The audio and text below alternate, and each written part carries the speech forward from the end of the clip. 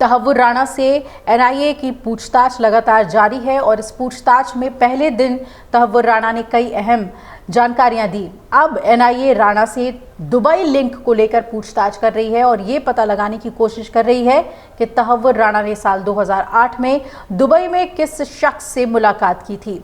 आपको बता दें कि एनआईए को शक है कि दुबई के उस व्यक्ति को भी मुंबई हमले की जानकारी हो सकती है। साथ ही एनआईए तहव्वुर राणा के वॉइस सैंपल लेने की भी तैयारी कर रही है ताकि उन वॉइस सैंपल से ये पता चल सके कि मुंबई हमले के वक्त तहव्वुर राणा आतंकियों के संपर्क में था या नहीं था। मुंबई हमले में 166 लोगों की जान चली गई थी। हालांकि वॉइस सैंपल लेने के लिए तहव्वुर राणा का सहमति जरूरी है। अगर राणा सैंपल देने से इनकार करता है तो एनआईए को सैंपल लेने के लिए अदालत की मंजूरी लेनी होगी। हालांकि एनआईए चार्जशीट में अगर तहव्वुर राणा के वॉइस सैंपल नहीं देने की बात को भी दर्ज करेगी तो इसके बाद तहव्वुर राणा की मुश्किलें बढ़ जाएंगी। उसे नई दिल्ली में सीजीओ कॉम्प्लेक्स स्थित एनआईए हेडक्वार्टर के अंदर एक हाई सिक्योरिटी वाले सेल में रखा गया है। उसकी सुरक्षा में 24 घंटे सुरक्षाकर्मी तैनात है और सेल में कैद राणा ने 3 चीजों की डिमांड की है। आपको बता दें कि मीडिया रिपोर्ट्स के मुताबिक सूत्र बता रहे हैं कि मुंबई आतंकी हमले की साजिश रचने वाले तहव्वुर राणा ने सेल के अंदर कुरान, कलम और कागज की डिमांड की है। अधिकारी ये भी जानकारी दे रहे हैं कि उसके साथ कोई विशेष व्यवहार नहीं किया जा रहा है। उसके कहने पर उसे कुरान की एक प्रति दी गई है और एजेंसी मुख्यालय में उसे डेली 5 वक्त की नमाज अदा करते हुए देखा गया है। एजेंसी राणा के वॉइस सैंपल और हैंडराइटिंग सैंपल लेने की तैयारी कर रही है ताकि ये साबित किया जा सके कि फोन पर बातचीत करने वाला शख्स राणा ही था। तहव्वुर राणा का जरूरत पड़ने पर वैज्ञानिक परीक्षण भी करवाया जा सकता है और ये परीक्षण एजेंसी की जांच को मजबूती देगा। अगर तहव्वुर राणा वॉइस सैंपल देने से इनकार करता है तो एनआईए कोर्ट में आवेदन दाखिल कर सकती है। वॉइस सैंपल आरोपी की रजामंदी से ही लिया जाता है और अगर आरोपी मना करता है तो एजेंसी कोर्ट को बता सकती है कि जांच के लिए ये सैंपल जरूरी है।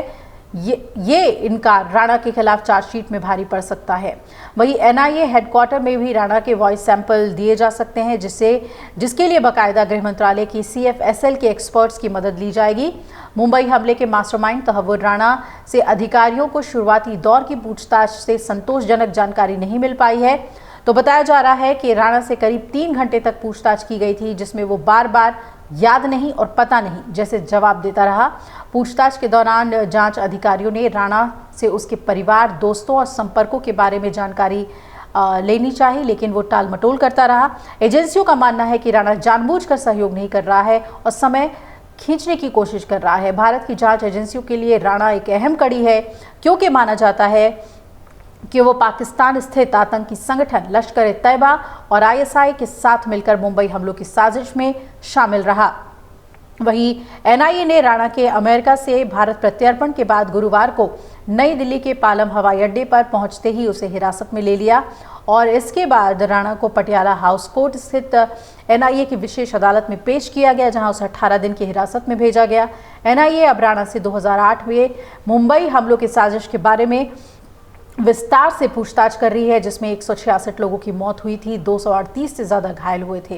कोर्ट में पेशी के दौरान एनआईए ने कहा कि राणा से पूछताछ के जरिए हमले से जुड़े हुए अन्य लोगों को साजिश के पूरे नेटवर्क का पता लगाया जाएगा। जांच एजेंसी का कहना है कि यह प्रत्यर्पण आतंकवाद के खिलाफ भारत की लड़ाई में सबसे बड़ी कामयाबी है। अगर आप ये वीडियो YouTube पर देख रहे हैं तो हमारे चैनल को सब्सक्राइब कर बेल आइकन दबाएं और Facebook पर देख रहे हैं तो हमारे पेज को लाइक करें। 8 मिलियन प्लस सब्सक्राइबर, आपके इस भरोसे के लिए बहुत धन्यवाद।